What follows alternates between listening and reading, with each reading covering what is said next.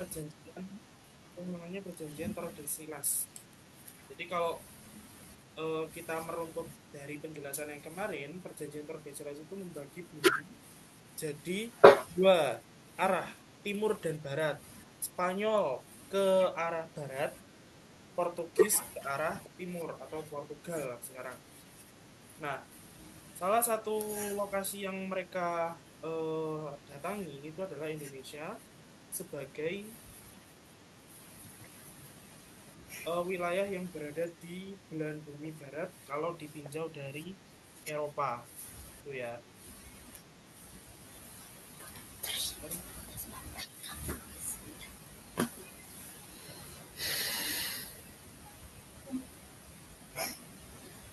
Oke, di sini nanti akan ada tiga hal. Yang pertama, secara geostrategisnya itu, kenapa kok negara Indonesia itu jadi primadona. Yang kedua itu dampak revolusi industri. Dan yang ketiga itu dampak secara sosial budaya. Nah, ini yang besar banget. Oke, kita masuk yang pertama.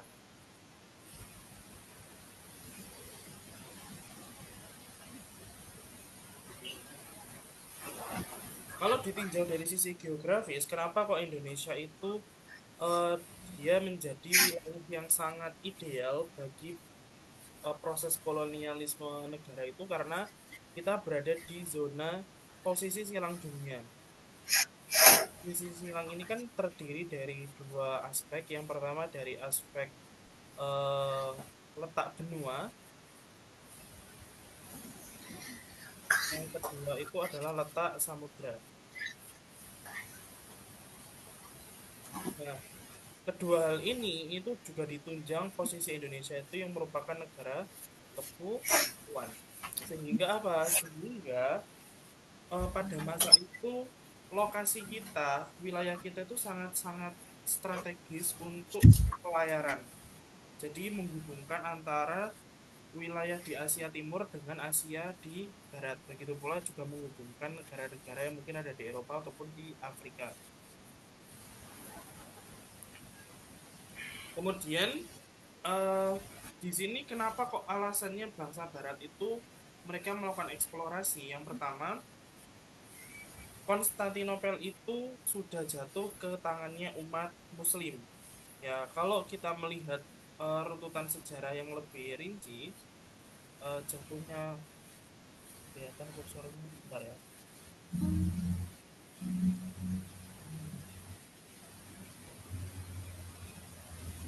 Nah, Konstantinopel itu kan dia kan dikuasai oleh Kekaisaran Bizantium, ya kan? Di mana Kekaisaran Bizantium itu tuh mereka itu kan beragama Kristen.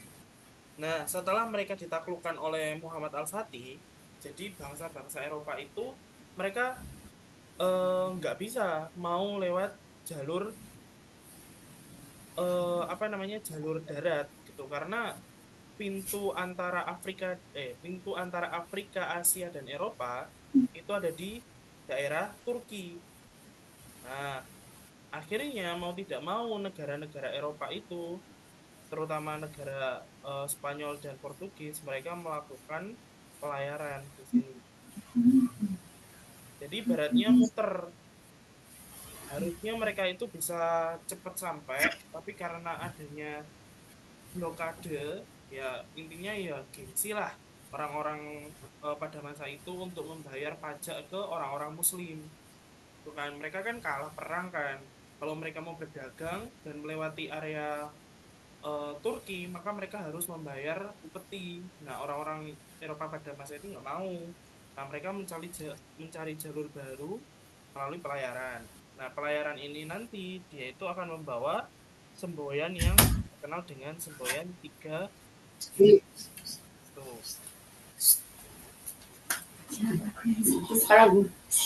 Nah, pada masa eksplorasi di sini tuh kebetulan wilayah lautnya itu tidak terlalu banyak diinvasi oleh eh, orang-orang Muslim gitu. Jadi mereka lebih leluasa untuk berlayar ke arah manapun.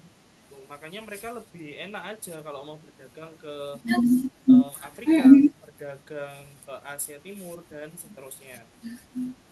Nah, ini semboyan 3G yang kita kenal, Gold, Glory, dan Gospel.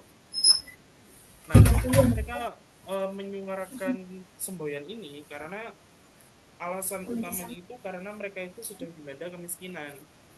Kenapa bisa miskin? Karena akses utama mereka untuk mendapatkan uang itu sudah tidak berada di pihaknya orang-orang Kristen, negara-negara Eropa pada masa itu, sehingga mereka menyuarakan untuk tujuan pelayaran itu adalah untuk mencari eh, uang, mencari kekuasaan dan menyebarkan agama Kristen. Gitu. Jadi ekspansi lah ke tempat-tempat yang belum pernah mereka kunjungi. Urutannya tadi sempat saya singgung bahwa yang pertama kali datang ke Indonesia itu adalah bangsa Portugis. Tahunnya kapan? 1511. 10 tahun kemudian disusul Spanyol pada tahun 1521, kemudian disusul lagi oleh Belanda 1596, dan yang paling akhir itu adalah Inggris tahun 1800. Jadi kurang lebih eh, sat- 2 abad, ya, 2 abad. Nah, di sini Portugis itu datang pertama kali karena eh, faktor perjanjian Tordesillas tadi kan. Nah, ternyata ketika Tordesillas ini tuh sudah selesai, orang Spanyol itu kan mereka kan berhenti pertama kali kan di Amerika kan, di benua Amerika. Tapi mereka tidak berhenti sampai situ, mereka terus berlayar ke arah barat, ya kan? Spanyol kan ke barat tuh. Dan akhirnya mereka menemukan wilayah Nusantara, yaitu kebetulan mereka tiba di daerah Tidore. Nah, siapa yang datang? Namanya adalah Ferdinand Magellan, pimpinan dari pelayaran Spanyol tersebut. Nah, di sini nanti itu akan ada konflik antara orang Portugis sama orang Spanyol. Karena kan itu kan udah masuk wilayahnya Portugis kan sebenarnya, wilayah-wilayah Nusantara pada masa itu. Cuman karena Spanyol ini ya mereka ke arah timur dan barat itu kan, akhirnya ya suatu saat bakal ketemu. Nah, akhirnya mereka berkonflik lah di situ, dan yang jadi korban itu adalah orang-orang Indonesia. Nah, setelah perjanjiannya Tordesillas itu tidak berhasil dan menimbulkan konflik, maka ada perjanjian baru lagi.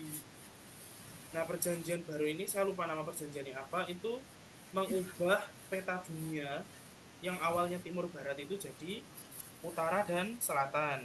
Di sini Portugis itu diberi wilayah selatan, Spanyol diberi wilayah utara.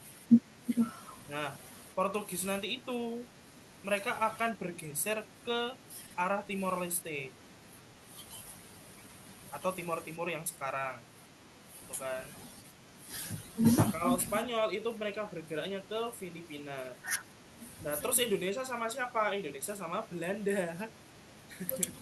Jadi lepas dari cengkramannya Portugis sama Spanyol, tapi kedatangan bangsa baru, yaitu bangsa Belanda. Siapa yang datang? Cornelis de Houtman di Banten. Nah, pada masa ini eh, Belanda itu bentuknya itu masih kerajaan kan, Kekaisaran Belanda.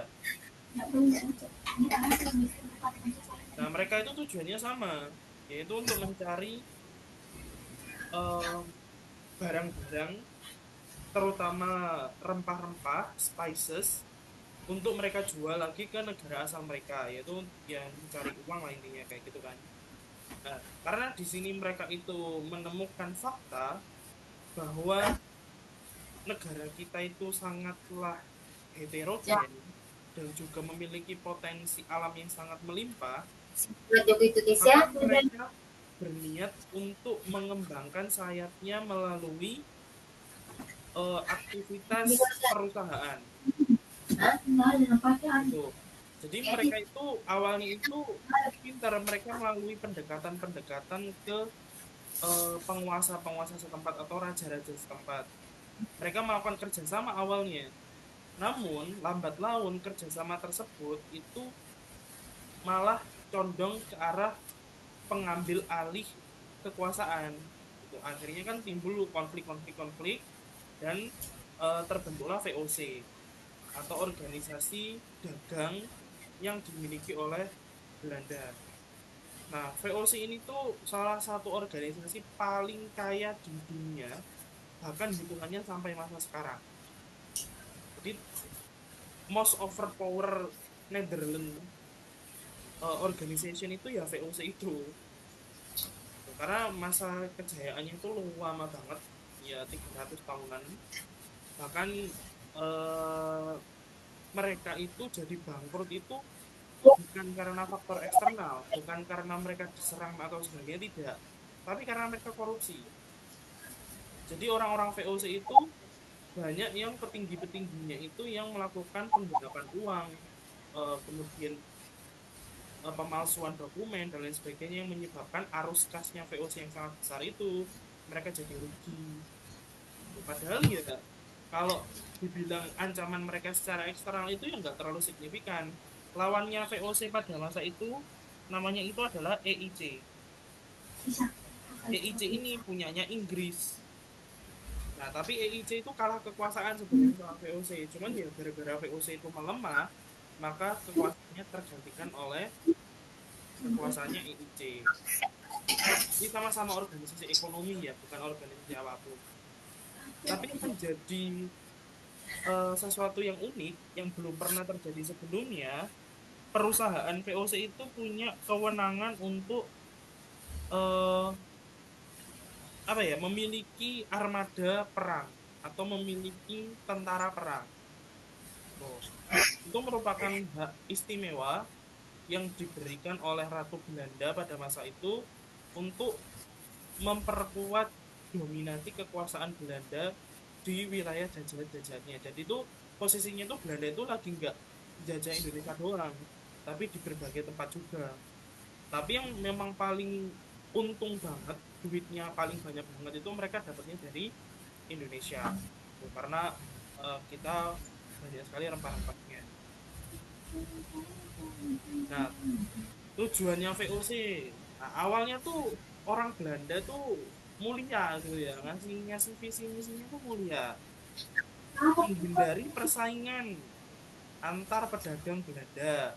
Jadi sesama orang Belanda itu nggak boleh musuhan kalau lagi dagang. Yang kedua, memperkuat posisi Belanda untuk menghadapi Portugis sama Spanyol, dan yang terakhir itu memonopoli. Jadi supaya eh, eh, kekayaan alam Indonesia itu bisa full dikuasai sama Belanda. Makanya mereka mendirikan organisasi VOC ini. Nah, mereka hak istimewanya itu disebut hak otorwi. Punya hak untuk monopoli, punya hak untuk mata uang, punya hak untuk ambil pajak, punya hak untuk perang, berdamai, punya hak untuk membuat benteng, dan yang terakhir itu ya perjanjian atau kesepakatan.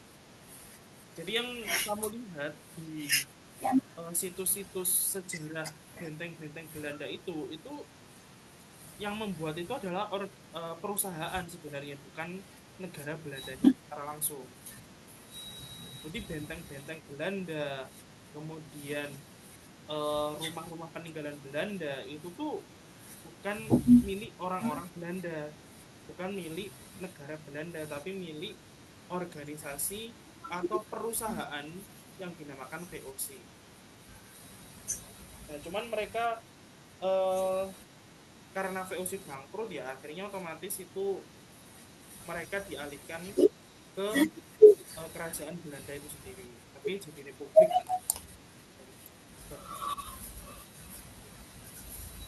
Oke, nah yang paling ngeselin dari VOC itu sebenarnya bukan di monopolinya, tapi di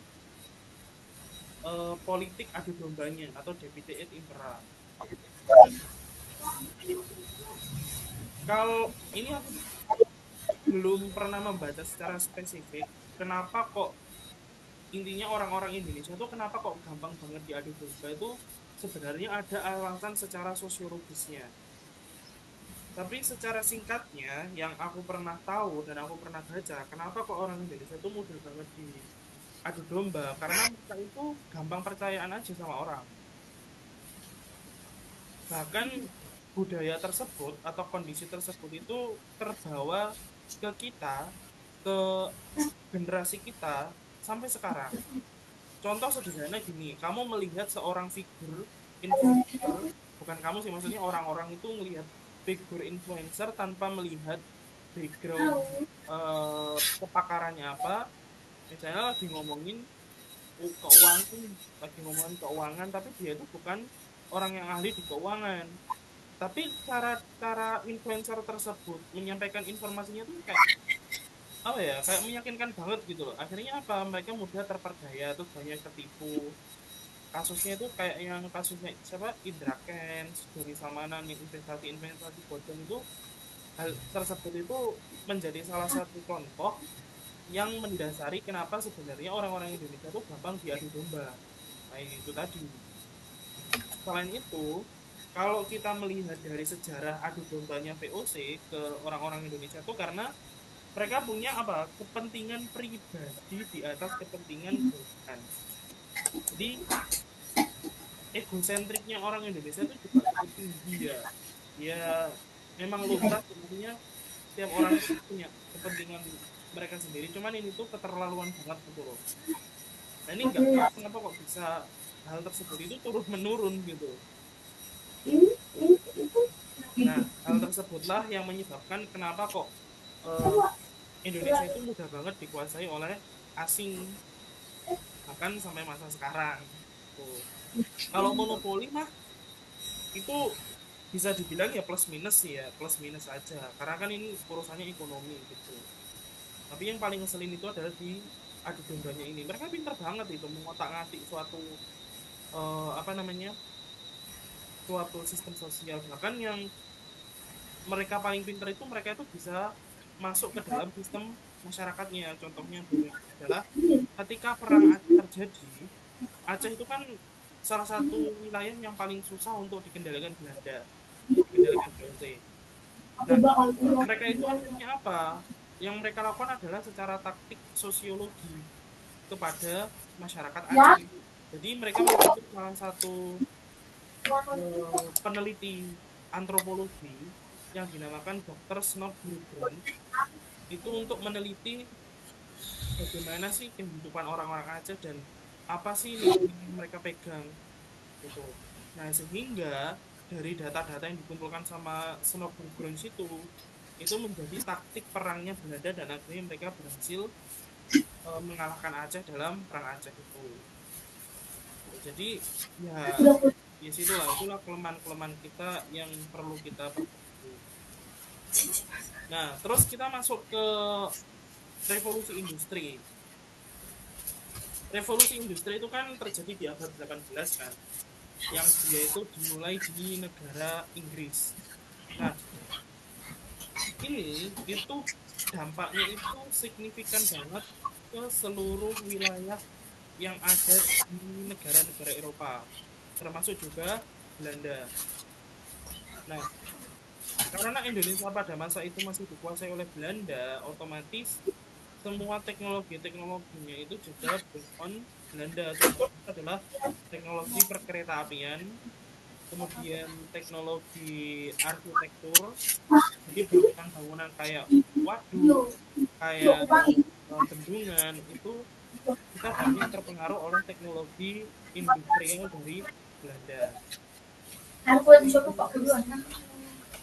Cara tahapan yang pertama itu diprakarsai dengan tenaga uap. Jadi kalau tenaga uap ini, kalau di Indonesia itu kita pakai batu bara. Nah, makanya di sini tuh kalau bisa kita lihat, jalur batu bara di Indonesia itu ada di dua tempat, yaitu di Sumatera dan di Jawa. Karena kita bisa lihat situs-situs rel kereta api itu kebanyakan ya di Sumatera dan Jawa. Dan juga tambang-tambang masa kolonial itu masih beroperasi sampai sekarang. Kalau di daerah Sumatera itu kebanyakan kereta apinya itu digunakan untuk transportasi batu bara antara tambang ke pesisir, yang untuk nanti diangkut melalui kapal gitu. Kalau di Jawa itu sudah mulai ya bukan mulai sih, udah berkembang pesat untuk diubah menjadi transportasi massal. Cuman eh, itu Belanda itu kenapa kok nggak membangun di wilayah Kalimantan, di wilayah Sulawesi ataupun di wilayah-wilayah lain ya, karena yang pertama jawaban simpelnya itu nggak tepat. Tuh, karena mereka keburu bangkrut duluan dan mereka posisinya itu pada saat itu terdesak karena perang Asia Timur Raya, yaitu di apa diserang sama Jepang. Ini yang sempat dibangun itu hanya di wilayah Sumatera dan Jawa. Terus kalau misalnya ada yang bilang, "Loh, terus kenapa kok masa sekarang itu tetap nggak berkembang? Jalur kereta api itu cuma di Jawa sama Sumatera." Ya, itu tergantung kebijakan publik dari pemerintah sih.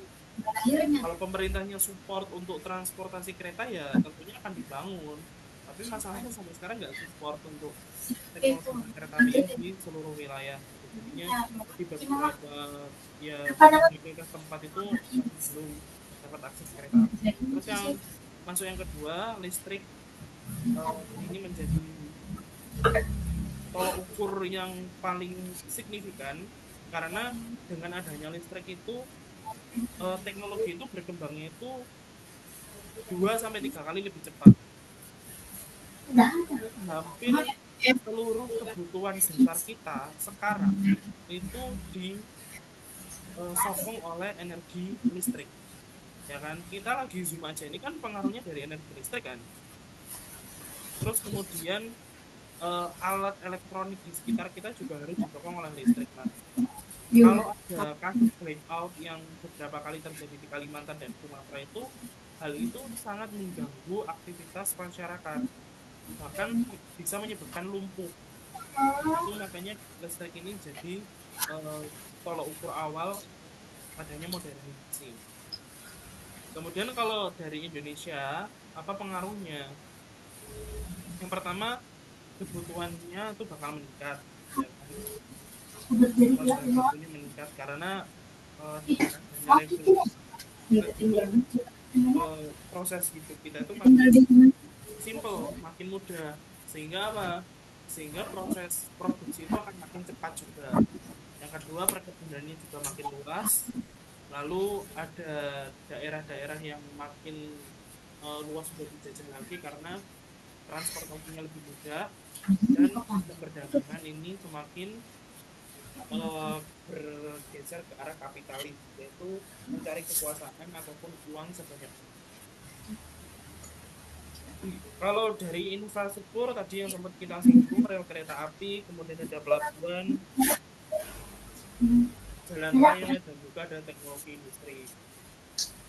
Kalau jalan raya ini tuh yang paling ikonik itu adalah jalan raya dari Anyer sampai Panarukan. Yang paling ikonik ini dipimpin oleh Dendels. Ini tuh jalan raya lurus banget dari Pulau Jawa ujung barat sampai Pulau Jawa ujung timur. Tujuannya apa ya? Untuk mobilisasi orang Belanda gitu. Oke, kemudian secara perdagangan monopolinya itu seperti apa sih yang dilakukan oleh VOC? Jadi mereka itu mengendalikan komoditas yang akan dijual. Nah, makanya monopoli di sini itu dengan istilah kultur Telkom atau sebutan Indonesianya adalah tanam paksa. Jadi Belanda memaksa untuk menghasilkan satu komoditas khusus yang akan dijual di pasar internasional. Di mana komoditas tersebut itu ya komoditas yang sifatnya rempah kayak cengkeh, kemudian pala, lada. Tuh. Begitu pula dengan apa itu namanya tembakau, terus ada kopi, ada teh. Nah itu juga sebenarnya hasil dari tanam paksa itu tadi. Makanya kenapa kok peninggalan kebun-kebun Belanda itu rata-rata mereka itu model perkebunannya seperti ini ya, karena mereka itu hanya ingin menghasilkan produk yang paling menguntungkan mereka, yaitu ya tentunya rempah-rempah itu tadi. Kalau dampaknya apa ya, tentunya sangat negatif ya. Dalam artian itu merugikan masyarakat dan juga membuat masyarakat kita tuh bergantung ke produk-produk tersebut padahal kita nggak butuh-butuh banget gitu. Selanjutnya kerja paksa atau kerja rugi. Nah, kerja paksa ini yang tadi sempat kita singgung itu diprakarsai oleh David Evan Willem Dendels, pembangunan jalan anyar Panarukan, di mana di sini tuh juga sangat diakui oleh posisi Belanda yang sedang berperang dengan negara Inggris yang akhirnya itu Belanda kalah sih suatu pada posisi. Jadi Belanda itu terusir, mereka pindah ke Malaysia tahun tersebut. Kemudian 5 tahun kemudian itu ada perjanjian yang dilakukan oleh Ratu Inggris dan Ratu Belanda. Akhirnya tukeran, Indonesia dijajah Belanda lagi, Inggris dijajah, sorry, Malaysia dijajah sama Inggris. Jadi ini model-modelnya. Terus ada lagi model sewa tanah. Nah, ini pada masa kebijakannya kolonialis dan Inggris. Modelnya mirip seperti tanam paksa, tapi di sini modelnya sewa. Jadi para petani kita itu dimintain pajak, gitu, pajak sewa tanah. Karena pemerintah Inggris itu menganggap bahwa tanahnya yang dipakai oleh petani Indonesia itu tanahnya Inggris atau Commonwealth di Inggris gitu. Makanya mereka menerapkan harga sewa bagi petani yang ingin menggarap lahan. Lalu ini tadi yang tanam paksa, kultur stelsel.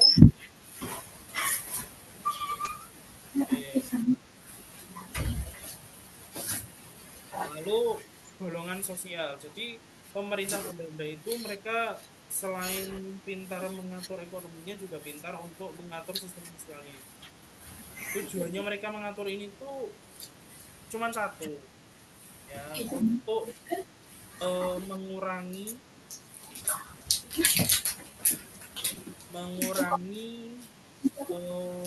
apa ya, mengurangi pemberontakan, potensi pemberontakan.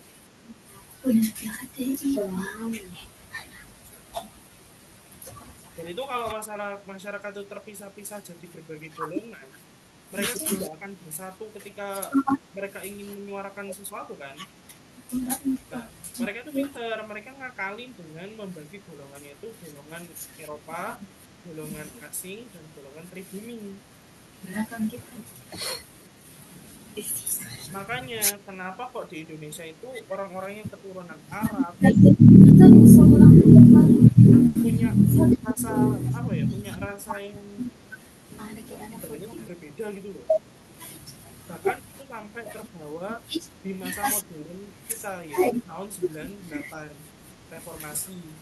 Era reformasi itu kan chaos banget kan, banyak keturunan-keturunan Tionghoa itu yang dirampok, dijarah sama orang Indonesia sendiri. Padahal ya meskipun mereka keturunan Arab, Cina dan lain sebagainya, mereka juga orang Indonesia kan. Tapi budaya perata oleh Belanda itu tuh masih melekat di kita sampai sekarang.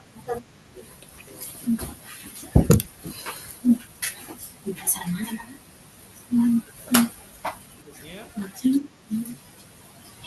untuk pendidikannya ini pun juga sebenarnya terbagi jadi strata-strata. Meskipun melalui program politiknya, pendidikan itu bagi orang-orang yang dari kalangan pribadi atau pejabat itu dan kalangan masyarakat biasa tuh juga sekolahnya tingkatannya berbeda, ada sekolah rakyat, ada ILS, ada HIS, itu sekolah-sekolah bentukan dari Belanda. Oke, selesai. Ada yang ditanyakan? Enggak, Kak. Kita akan lanjut.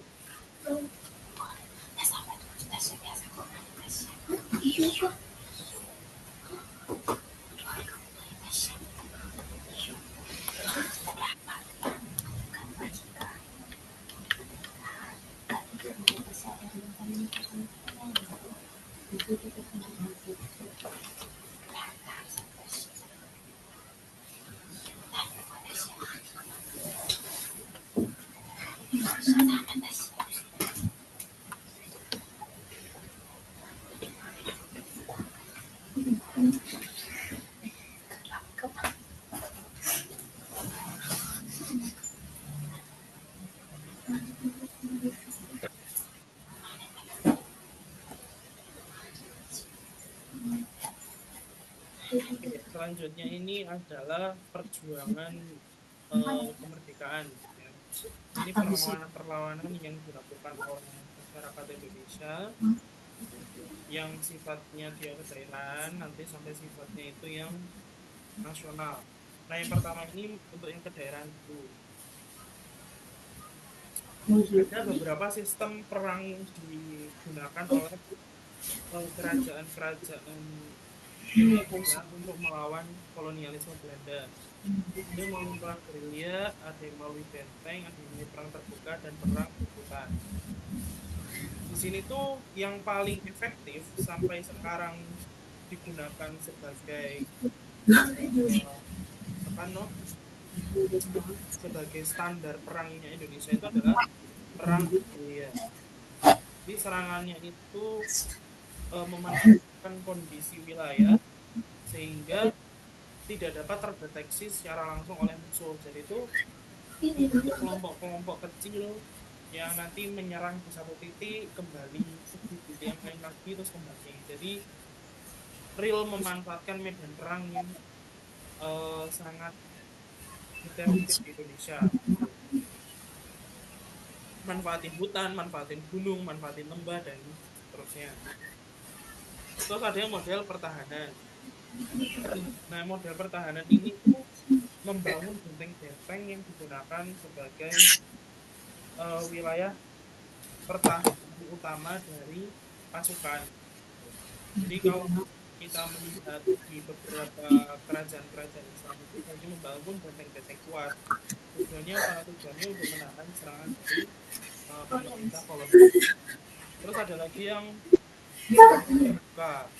Jadi perang-perang terbuka itu kayak perang-perang yang biasa kita lihat di film-film yang ininya antara dua tentara itu saling adu banteng, lari, tabrakan, deder perang. Itu namanya perang terbuka.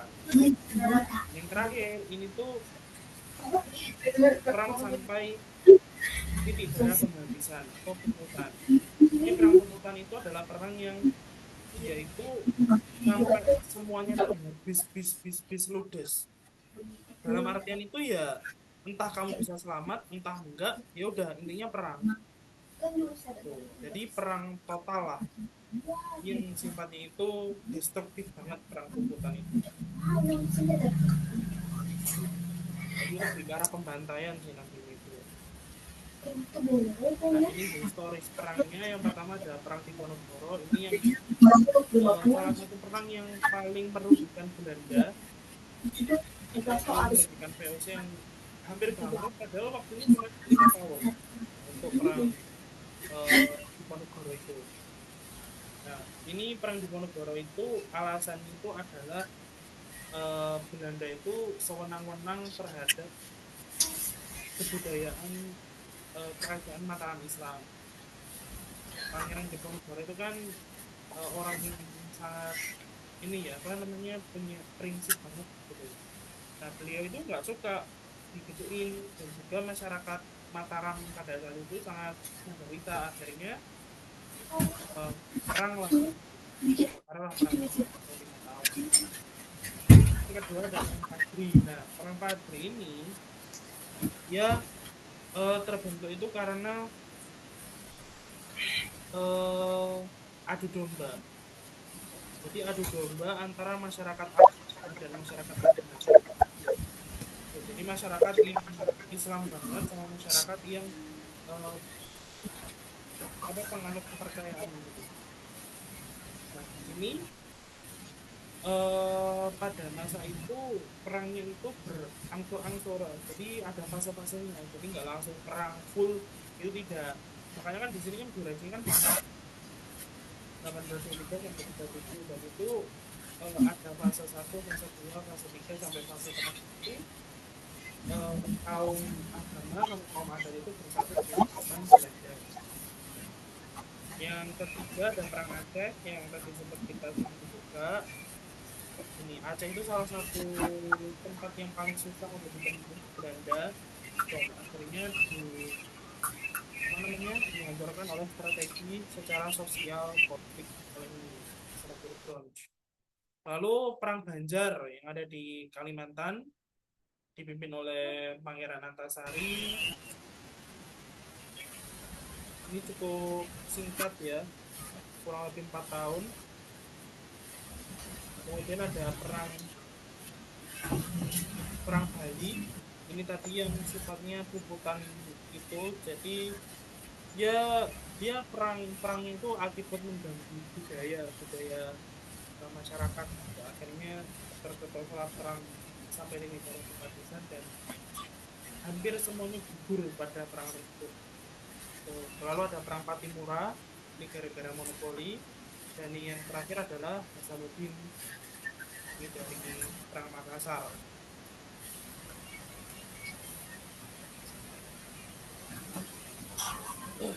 Nah, di sini kenapa kok Belanda itu susah banget untuk apa ya menaklukkan di beberapa tempat, ataupun kalau misalnya ada orang-orang atau kerajaan-kerajaan Belanda, mereka itu susah banget itu menguasain negara apa namanya tempat kerajaan Belanda tersebut. Kenapa? Karena Belanda itu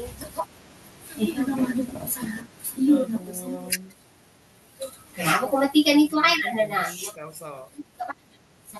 Ini benteng Stelsel, dimana itu prosesnya itu seperti mengurung dalam sangkar. Nah, kalau dikurung kan otomatis logistiknya itu bakal ini apa namanya bakalan terputus. Nah, kalau prajuritnya kekurangan logistik, kekurangan makanan, kekurangan air, pastinya kan akan lemes kan, lemah. Nah, itu kondisi yang paling rentan untuk diserang. pulang nih itu malamnya. Jadi dicek lagi yang satu Oke, ada. dah. Itu kapan itu? Ada yang ingin ditanyakan untuk materi yang ini? Yang di Makassar. Kalau yang di sini temanku tuh 20 Bisa? Iya, Kak. Ada yang ingin ditanyakan dulu kah? Enggak. Nah, oke, setelah perang-perang itu selesai semuanya, dan muncul politik etis itu, akhirnya orang-orang Indonesia mulai mengalihkan metode perlawanan itu dari yang awalnya perang menjadi perang fisik, terjadi perang pemikiran atau pergerakan nasional. Nah, ini kan mulai kesadaran nasional itu tahun 1908. Ya, tiga organisasi Budi Utomo, kemudian berdasarkan Islam, English Party, dan nanti akan yaitu di Sumpah Pemuda. Oke, ini sudah cukup.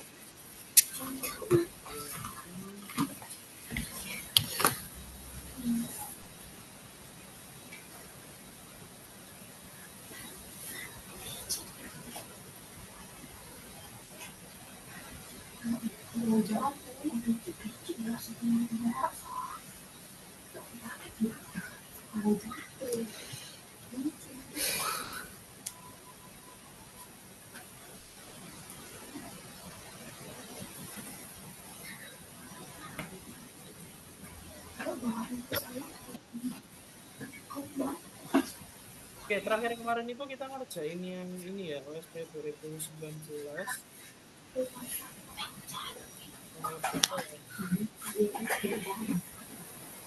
Nomor 34 terakhir kemarin.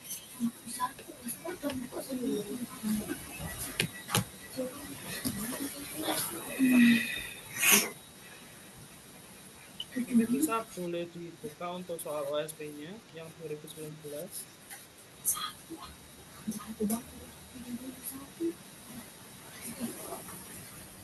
Yang ini.